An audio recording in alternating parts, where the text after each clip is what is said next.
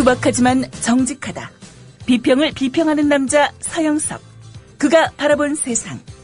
사설과 칼럼을 통해 오늘을 짚어본다. 서영석의 라디오 비평.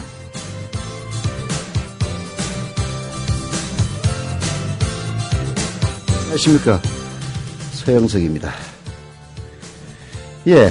김상은 씨라고 있습니다. 북한인권 제3의 길이라고 하는 북한인권운동단체의 대표인데요. 올해 83살입니다. 그분이 이런 얘기를 했네요.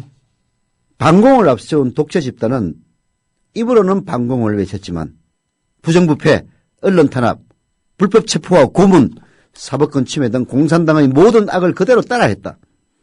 공산주의는 햇볕에는 소멸하지만 어둡고 습한 환경에서 번성하는 병균과도 같은 집단이다.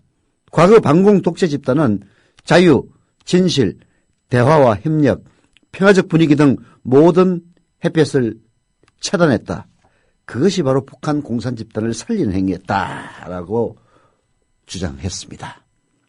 저는 북한 인권을 위해서 애쓰는 사람이라면 모름지기 이런 사고방식에서 출발해야 된다고 생각을 합니다. 지금 북한 인권을 운영하는 사람들은요, 이분 그대로 얘기하고 있습니다. 그야말로 반공업자들입니다. 반공으로 먹고 사는 업자들입니다. 오마이뉴스 인터뷰에서 봤는데요. 여러분들도 이 김하고도 함자가 김상은 선생님, 올해 63살 북한인권 제3의 길 대표의 인터뷰 한번 읽어봐 주시기를 부탁을 드립니다. 하나만 더 소개를 해드리면요. 이분은 이렇게 얘기하고 있습니다. 공산 집단은 긴장과 자극, 적개심이 있어야 존재하는 집단이다. 대화와 화해, 협력이 북한 정권을 강화해준다는 주장은 정신병에 가까울 정도로 무지한 생각이다. 북한 인권 문제는 대한민국의 시민들이 국제사회와 연대해서 충분히 해결할 수 있는 문제다. 그러면서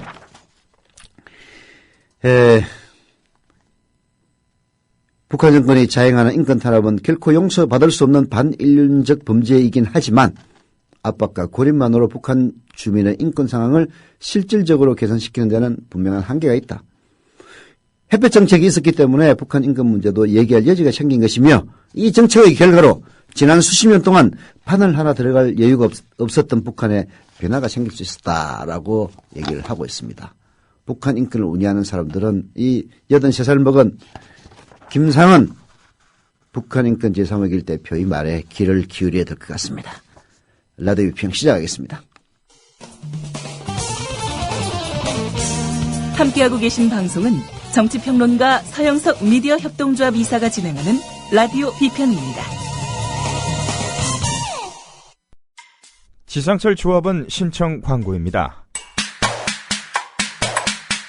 강화대교 앞에서 개념 부부가 만드는 개념 곰탕, 연지연 곰탕. 연지연이란 가마솥의 장작불로 온종일 구워내는 곰탕을 서로 나누어 이어지는 인연이란 뜻입니다. 연지연 곰탕이 민주주의를 열망하는 조합원 여러분과 국민의 건강을 책임지겠습니다. 곰탕 포장 판매는 한 팩 800g에 7,000원이며 7팩 이상은 무료 배송으로 드립니다. 연지연 곰탕은 강화대교 입구에 위치해 있습니다. 단체 주문 예약 및 포장 주문 전화번호는 010-7252-1114, 010-7252-1114, 031-989-9968.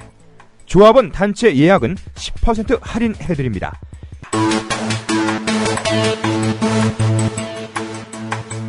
포장 판매 금액의 10%는 국민TV 후원금으로 쓰입니다. 신동원 조합원 신청 광고입니다. 고혈압, 동맥 경화 등 윤리와 소금을 많이 먹는 폴란드인의 각종 성인병 극복을 위해서 폴란드 정부가 국책사업으로 지정한 신비의 열매 아로니아. 건강한 변화를 원하신다면 평산네이처 아로니아 진. 이제 대한민국의 건강을 책임집니다. 검색창에 평산네이처를 검색하세요. 문의는 1661-2087, 1661-2087. 네. 오늘 가입하신 분이 모두 8분입니다. 조합원. 우리 조합원들이 뭐 정자도 좋습니다만은 다 주변에 있는 지인이나 친지분들 한 명씩 조합원 가입시키기 운동이라도 벌여야 될 것 같아요. 특별히 8분을 제가 오늘 다 소개를 해드리겠습니다. 아침 9시 21분에 가입을 하신 제주시 에어럽의 유연016님 조합원 가입 감사드립니다. 서울 용산구 후암동의 찍고보자님, 그리고 이 눈이 안 좋아가지고 BI42로님 조합원 가입 감사드립니다. 경기 파주시 동패동의 SCHOI님 조합원 최네요. 예, S최님 조합원 가입 감사드립니다. 그리고 크린호님 역시 감사드리고요. 전북 전주시 완산구의 얼짱님, 얼짱님 조합원 가입 감사드립니다.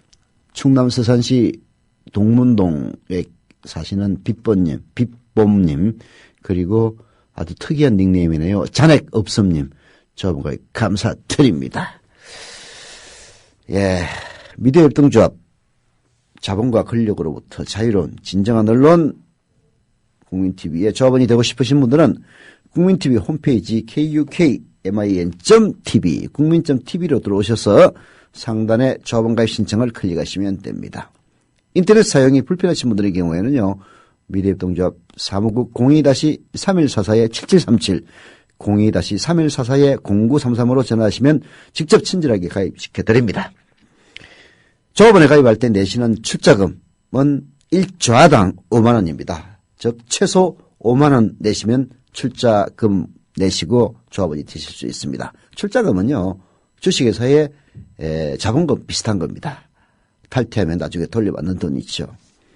그리고 조합비는 아직 확정은 되지 않았는데요, 월 10,000원에서 20,000원, 만원 안팎이 될 것 같습니다. 이것은 4월 1일 TV뉴스를 본격적으로 시작하게 되면은 그때부터 받을 예정이니까요. 지금은 출자금 최소 5만원, 5만원 단위로 늘어납니다. 내시면 됩니다. 소개해드렸고요. 자, 오늘은 경제에 대한 칼럼을 먼저 시작해볼까 합니다. 한겨레신문 논설위원 실장 정석구 논설위원 실장의 위기는 왜 반복되는가? 이거 정말 우리가 지금 우리 경제가 어려움에 처해 있는 가장 중요한 이유는 중산층이 몰락하고 있기 때문입니다. 모든 돈이 상위 1%에게 집중이 되고 그 집중된 돈이 돌질 않아요. 과거에 낙수효과 해가지고 재벌에게 퍼주면은 그것이 낙수효과, 물이 넘쳐 흘러서 다른 사람에게도 혜택이 돌아갈 수 있다라고 주장을 했었는데 이제 낙수효과 없습니다.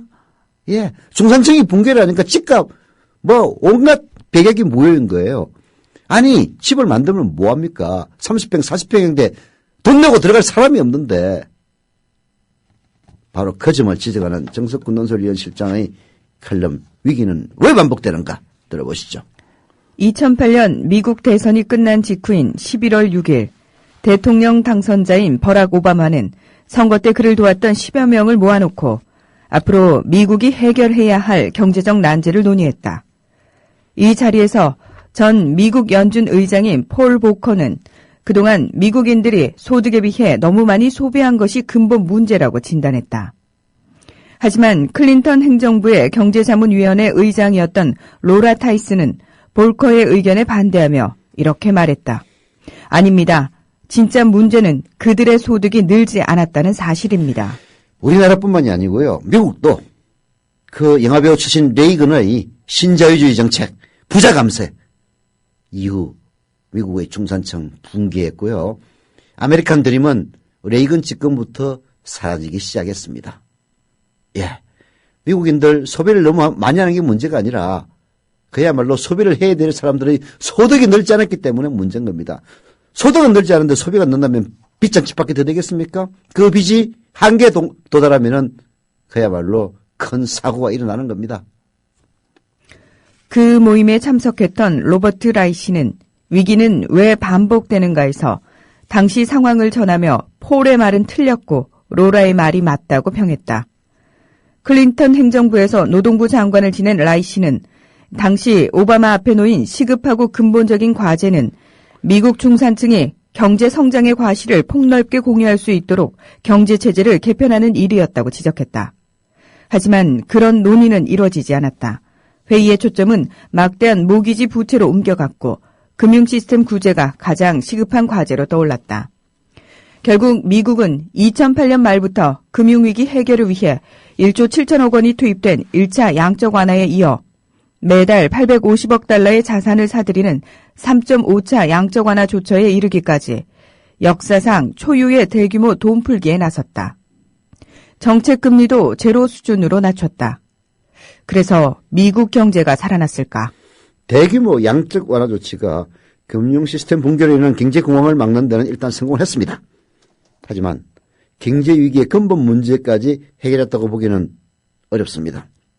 양적 완화 정책을 주도했던 벤 버냉키 전 연준 의장은 퇴임하기 전 2차례에 걸쳐 자산 매입 규모를 200억 달러 축소함으로써 그 양적 완화 정책이 성공했음을, 즉 미국 경제가 살아나고 있음을 과시하려 했지만 시장의 반응은 냉랭했습니다. 신흥국의 금융시장 불안은 예상된 것이었지만 미국 금융시장도 크게 출렁거림으로써 미국 경제가 아직 침체에서 벗어나지 못하고 있음을 확인시켜 주었습니다. 로버트 라이시. 라이시는 이미 통화량 증대와 경기 부양책의 효과가 사라진 뒤에 후유증을 이미 예고를 했습니다. 돈풀기 효과가 사라지면 장기간 고실업 상태가 이어지고 중위권 임금은 변동이 없거나 오히려 내려갈 것이며 소득 불균형은 더욱 심해질 것이라고 얘기했습니다. 단순히 돈풀기로 위기를 근본적으로 해소할 수는 없다는 것이죠. 그러면서 위기의 가장 근본 원인인 불균형의 심화 문제를 해결하는 게 관건이라고 지적을 했습니다. 불균형 심화 문제. 바로 이게 미국의 문제일 뿐만 아니라 대한민국의 문제인 겁니다.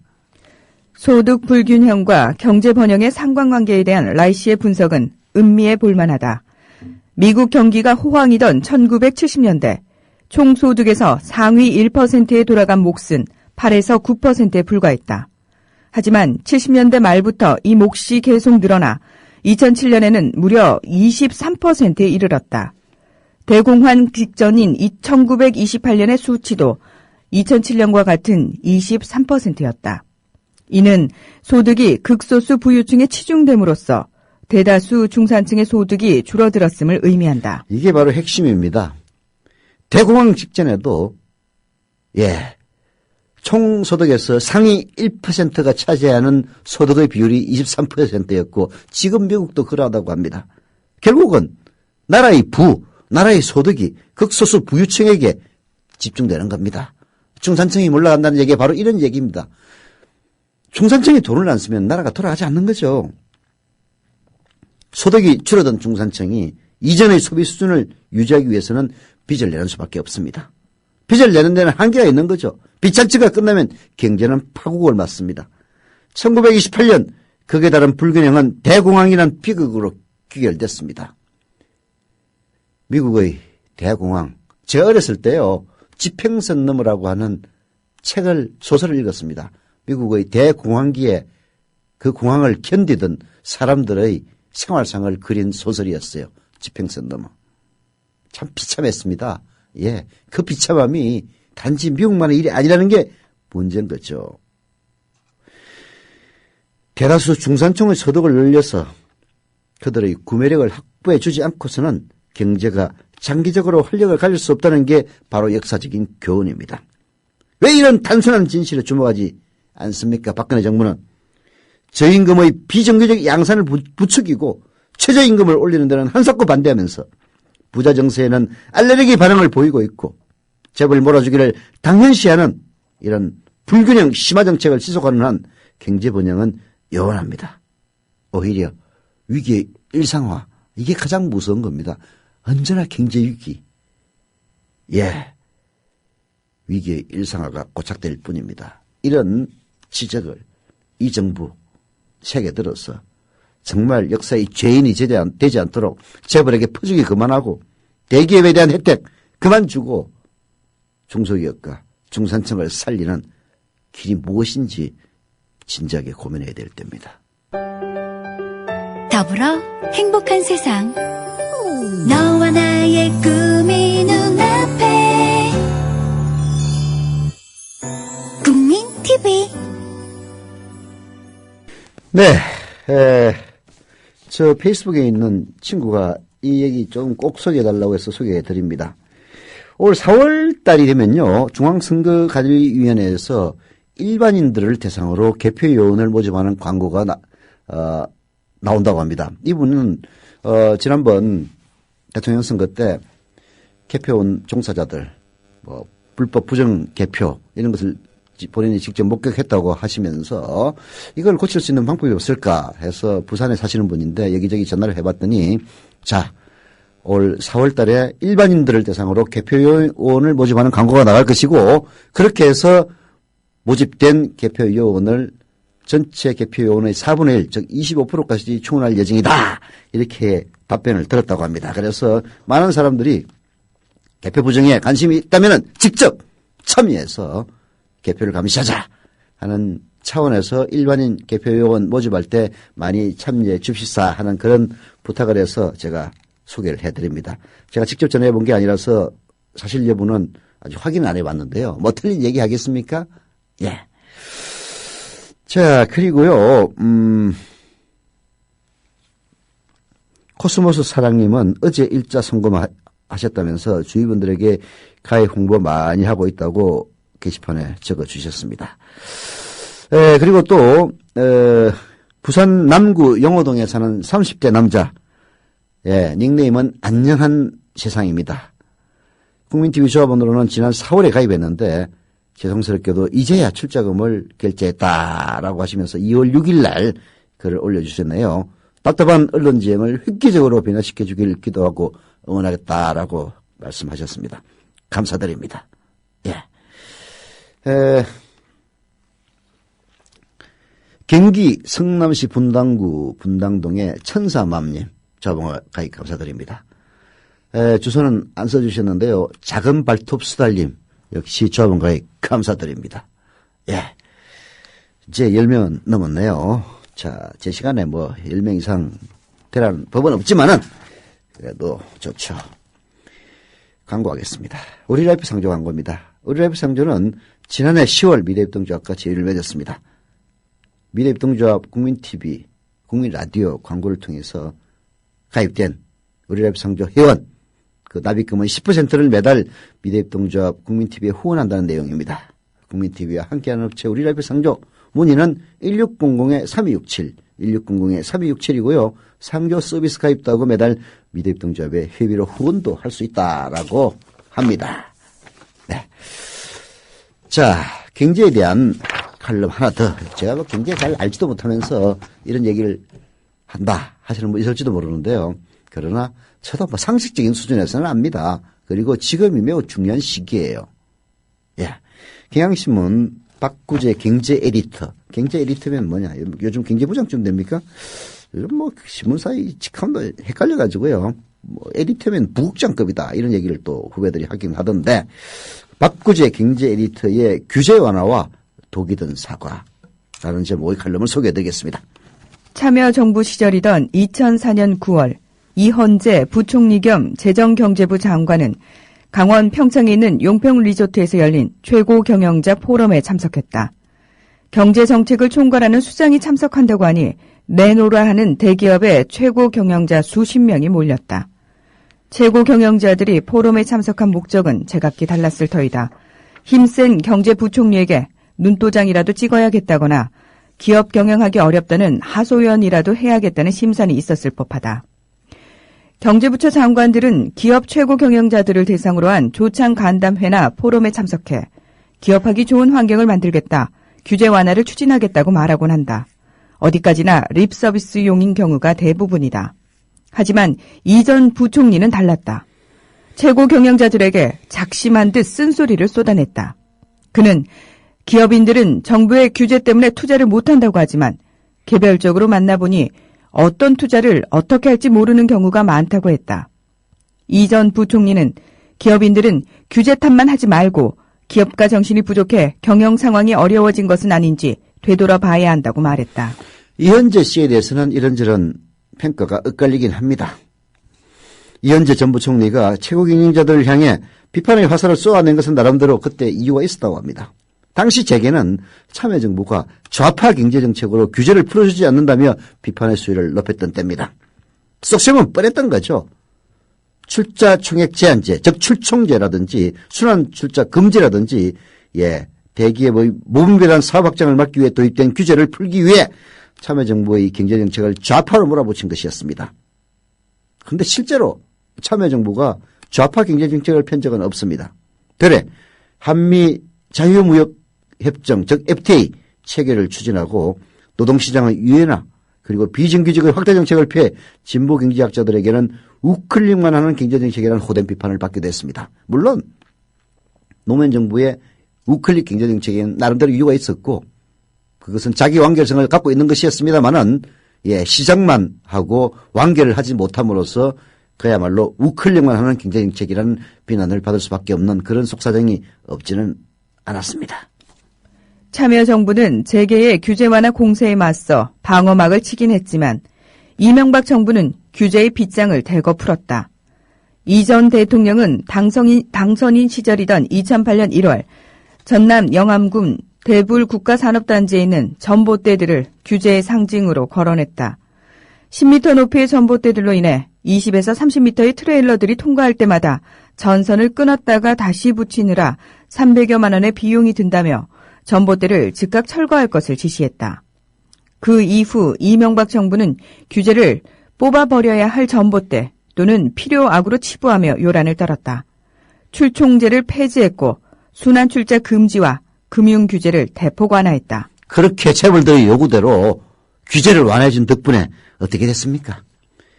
규제의 고삐가 풀리자 대기업들은 설비 투자를 늘리기는커녕 오히려 계열사에게 일감 몰아주기에 나섰습니다. 대기업의 계열사 일감 몰아주기는 어느 일가 2세, 3세들의 부의 편법 상속 수단으로 악용됐습니다. 자본과 조직력을 앞세운 유통 대기업들은 기업형 슈퍼마켓, 즉 SSM을 통해서 골목 상권을 침탈했습니다. 삼성, 롯데, 신세계 등 재벌 그룹의 딸들은 심지어 빵집 시장에까지 진출해서 잇따라 2만여 개에 이르던 동네 빵집을 무려 그 5분의 1에 불과한 4천여 개로 줄여놨습니다. 이처럼 규제 완화의 대가는 혹독했습니다. 대기업과 중소기업의 상생은 사라졌고 갑의 행포만 남았습니다. 서민들만 다 죽는다는 절규가 터져 나왔지만 이명박 정부는 눈을 감고 귀를 닫아버렸죠. 이명박 정부 때 규제 완화를 상징하는 말이 전봇대 뽑기였다면 박근혜 정부에서는 손톱 밑에 가시 뽑기다. 손톱이 기업이라면 가시는 규제인 셈이다.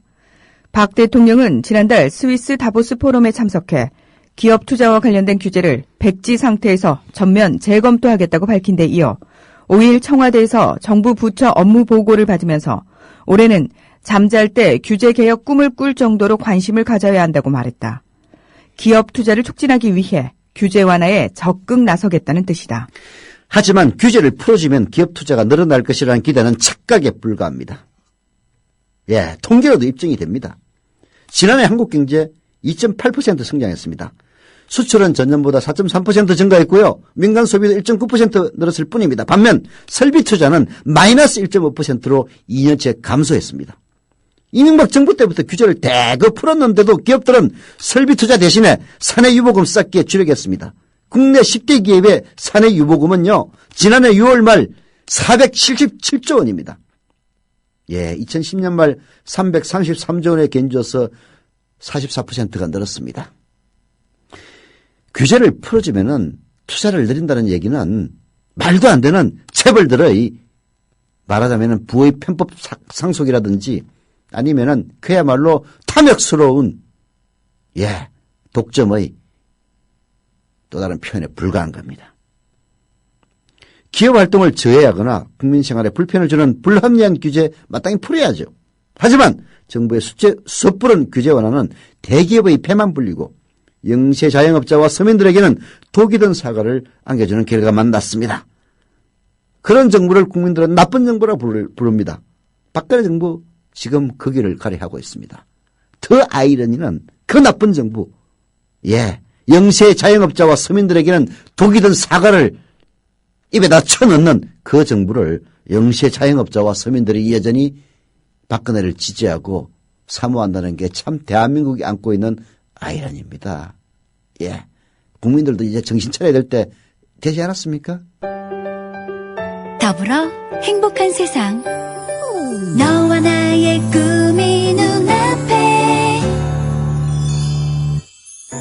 국민 TV. 네, 천사맘님, 분당구, 성남시 분당구에 사는 천사맘님, 입금까지 완료하셨다고 써주셨네요. 예, 출자금 완납하셨답니다. 예. 그리고 광주 광산구 수완동에 네이지 씨님, 자원가입 그리고 출자금 완납 감사드립니다. 그리고 산넘어 산님은 일구자 정지하겠다면서 예, 그 방법을 물었는데요. 입금 계좌로 닉네임과 전화번호 뒷자리 4자리를 갖다가 써주시면은 됩니다. 대개 전화번호 뒷자리가 중복되는 경우는 극히 드물기 때문에 닉네임과 그리고 전화번호, 휴대전화 뒷번호 4자리를 같이 써주시면서 입금을 하면은 뭐 거의 틀림없이 들어갑니다. 산노사님 감사드립니다. 있는 놈이 더하다는 얘기가 있죠. 예, 가진 자가 더합니다. 아까 재벌들 규제 완화 풀어달라고 그렇게 울부짖어서 규제 완화를 풀어주면은 중소기업이나 그리고 자영업자의 영역, 골목 상권까지, 빵집까지 예, 침탈했는데요. 노조에 대해서 손해배상 소송 이거 진짜 문제 많습니다. 그것도 한두 푼도 아니에요. 수백억입니다. 게다가 판결까지 그대로 나오고 있는 거 보면 진짜 이 나라의 사법부가 가진 자들의 편이냐 이런 이야기, 이런 비난 듣지 않을 수 없는 상황에 도달하고 있습니다. 오늘 한국일보가 노조 옥죄기 위한 무분별한 손해배상 문제가 많다라고 지적을 하고 있는데요. 예, 손해배상을 내는 기업들이나 그리고 그것을 맞다고 판결하는 재판부나 같이 반성해야 될 대목입니다. 노조 파업에 대한 무분별한 손해배상 소송 관행에 제동을 걸자는 움직임이 확산되고 있다. 시민사회, 노동계 인사 100여 명은 이달 중순 범사회적 기구인 손배가압류를 잡자 손잡고를 발족하고 법 제도 개선 등 본격적인 활동을 시작한다고 밝혔다. 참여연대도 이를 올해 주요 사업으로 정하고 손배소 판결과 금액 등 전국적인 실태 파악에 나섰다. 시민사회의 움직임은 최근 파업에 대한 손해배상의 규모가 노조와 노동자가 감당할 수 있는 수준을 넘어섰기 때문이다. 코레일은 철도 파업과 관련해 152억 원의 손해배상을 청구하고 노조 재산 116억 원의 가압류를 신청했다. 부산지법은 지난달 정리해고 반대 파업을 벌인 한진중공업 노조에 대해 59억 원을 배상하라고 판결했다. 지난해 12월에는 현대차 비정규직 노동자와 쌍용차 노조원들에 대해 각각 90억 원, 47억 원을 물어내라는 판결이 나왔다. 저임금과 차별, 고용 불안에 시달리는 현대차 비정규직 노동자나 정리해고로 5년 동안 고통받고 24명이 죽음에 이른 쌍용차 노동자들에게 거액의 배상을 강요하는 것은 사회적 상식에 부합하지 않는 일이다. 사회적 상식에 부합하지 않는 그런 판결들이 나오기 시작하는 사회는 그야말로 몰락 직전의 사회가 되는 겁니다. 이런 억울함이 존재하면요, 예, 이 사회에 정상적으로 가지 못합니다. 손해가압류는 노사갈등 현장의 퇴행적이고 해묵은 쟁점 현안입니다. 노조가 파업하면 사용자는 그액의 손해배상 청구 소송 그리고 가압류로 대응합니다. 노사갈등은 더욱 악화됩니다. 사측은 노조를 옥죄기 위한 수단으로 손배소를 남용하고 법원은 판례에 기대서 기계적인 판결을 내리는 게 지금의 현실입니다. 외국의 경우에는요, 법리적으로 가능하더라도 실제로 소송을 남발하는 일은 거의 없습니다. 영국은 조합원 수에 따라 손해배상 소송가액을 법으로 제한하고 있고 독일은 단체 협약을 통해서 손해배상 상한선을 미리 합의하고 있습니다. 프랑스는 통상적인 파업권 행사가 아닌 폭행, 파괴 등으로 인한 손해배상에도 인과관계를 엄격히 따져서 판결을 내립니다. 대한민국 판사들 정신 차려야 해요. 현재 국회에는 손해배상 청구 요건과 범위를 대폭 강화하는 내용의 노조법 개정안이 제출돼 있지만 제대로 논의조사되고 있지 않습니다. 국회는 손배소 가압류가 노조의 존립과 노동자들의 삶을 위협하는 수단으로 악용되는 일이 없도록 시급히 제도 개선에 나서야 합니다. 예, 법원마저 가진 자의 편에 들 때 그 사회는 몰락 직전의 사회입니다. 예, 명심해야 됩니다. 사법부 판사님들. 더불어 행복한 세상. 너와 나의 꿈이 눈앞에. 국민 TV.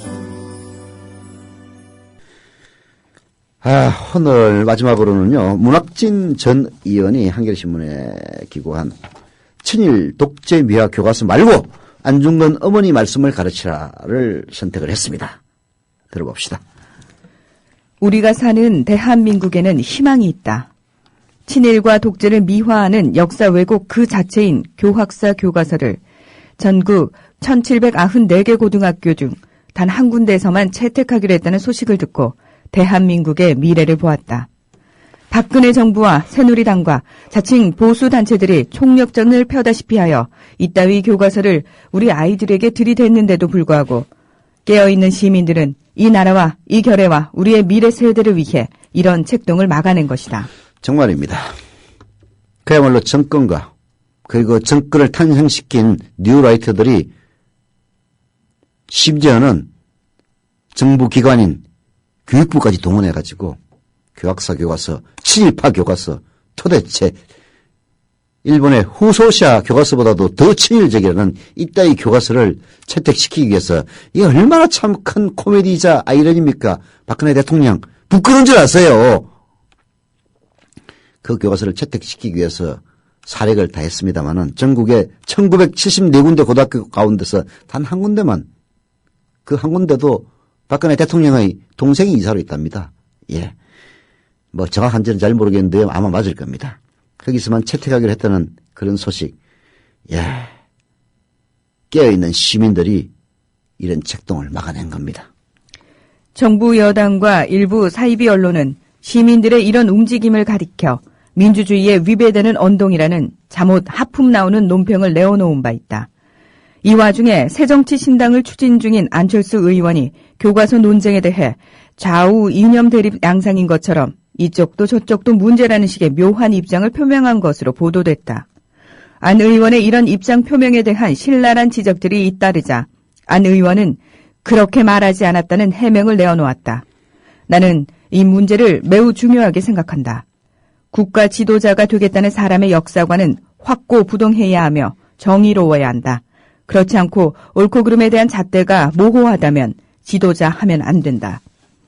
몇 해 전 한나라당 당내 경선에 나섰던 어떤 젊은 정치인이 전두환 씨의 연희동 집으로 찾아가 잘 봐달라며 신고식을 해서 구설에 오른 적이 있었다. 선거 때는 악마와도 손을 잡는다는 속설이 있긴 하지만 분명히 어떤 선은 존재하는 것이다. 안 의원 일행의 박정희 전 대통령 묘소 참배에 대해서도 이런저런 말이 따랐다. 그러자 일행 중 한 분이 그건 100번 잘한 일이라고 못을 박았다. 과연 그럴까? 그런 행동이 중원을 소나기에 넣어주는 것일까? 나는 생각이 다르다. 무엇이 옳은 것이냐에 대한 당당한 입장 표명이 우선이고 그 다음은 그야말로 그 다음이다. 보라, 새누리당과 조선일보 같은 언론이 입을 맞춘 듯 신당의 독자 행동을 부추기고 그것이 마치 정도인 양 언서를 늘어놓지 않는가. 6.4 지방선거의 셈법은 복잡한 방정식이 아니다. 산수다. 새누리당 등은 이 산수에 입각해 적진을 쪼개려 드는 것이고 어디엔가 틈새가 보이기 때문에 집요한 여론 형성 작업에 나서는 것이다.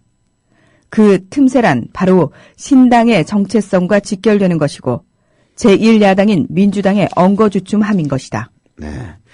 왠지 자꾸 30여 년 전 50대 생각이 난다고 문학진 전 의원은 쓰고 있습니다. 피 묻은 철건으로 정권을 획득한 박정희 아류 50 군부는 2중대인 민한당, 3중대인 국민당을 만들어주고 그들을 끼고 정치를 앞시고 했습니다. 요즘 상황이 디테일은 달라졌을지라도 큰 모양새는 80년대를 연상케 합니다. 박정희 정권이 만들어 놓은 통일주체 국민회의라는 희대의 정권 창출 장치에 의해 대통령 자리에 오른 전두환과 국가정보원 등 국가기관들이 총출동해서 치른 선거를 통해 집권한 박근혜 정권 상당 부분 그 모습이 겹쳐 보이고 있고, 그리고 30여 년 전의 관제 야당들, 그리고 지금의 무기력한 야권 크게 달라 보이지 않는다, 이런 이야기입니다. 어떤 선배가 내게 이런 말을 했다. 지금 야권에 그 내용은 차치하고 박근혜 씨만한 당찬 내공을 갖춘 이가 보이질 않는다. 그렇다. 애써 중원을 보기에 앞서 말도 안 되는 교과서를 저지한 시민들과 확실히 같이 해야 한다. 1910년부터 1945년까지 일본 제국주의가 한반도를 쥐어짠 게 아니고 근대화시켜 주었다고 가르치려 드는 교과서. 친일의 역사를 은폐하고 그들이 오히려 대한민국 건국과 근대화의 주역이었다고 쓰는 교과서. 민주주의를 처참히 짓밟는 군사독재를 옹호하는 교과서를 감싸고 도는 집권당과 그 주변 세력은 이 땅에 발붙이지 못하게 해야 한다. 프랑스가 프랑스로서의 자존심을 지킬 수 있었던 것은 2차 대전 이후 수많은 나치 부역자들을 철저히 처단함으로써 민족정계를 바로잡았기 때문입니다. 오늘날 독일이 유럽 제1국가로 우뚝 선 것은 자신들의 과오를 철저히 반성하고 거듭났기 때문입니다. 썩은 정신으로 물신승부에 빠지면 그 나라를, 그 국민을 누가 존중하겠습니까? 아베 일본 총리의 저 모습은 우스갯거리가 될 수밖에 없고, 그런 그가 이끄는 집단에 대해 단호한 목소리를 낼 수 있으려면 우리 내부부터 정의로운 모습을 갖춰야 합니다. 이도 저도 아닌 제3의 길이 아닌 분명한 정의의 길을 말하고 몸으로 그 길을 보여주는 것만이 정의가 승리하는 길이 될 겁니다. 나와 같은 당에 있는 이종걸 의원을 만나면 문학진 의원 얘기입니다. 이런 말을 한다고 합니다. 이종걸 의원 할아버지 우당 이혜영 선생께서는 독립운동하신다고 지금의 서울 명동 일대 있던 당신 땅을 다 팔아 거금을 마련해서 형제들과 함께 만주로 가서 신흥보건학교를 설립하고 무진애를 쓰시다가 결국은 그 많은 재산 다 날리고 말년에 폭경해서 밥 굶기를 밥 먹듯 하시다가 일제에 잡혀 여순감옥에서 옥사하셨소. 우리 정말 이거 잊지 맙시다 라고 얘기를 한다고 합니다. 예. 안중근 의사에 대한 진짜 얘기는 빠졌는데요. 나중에 신문에서 읽어보시길 부탁드리면서 라디오 비평 마칩니다.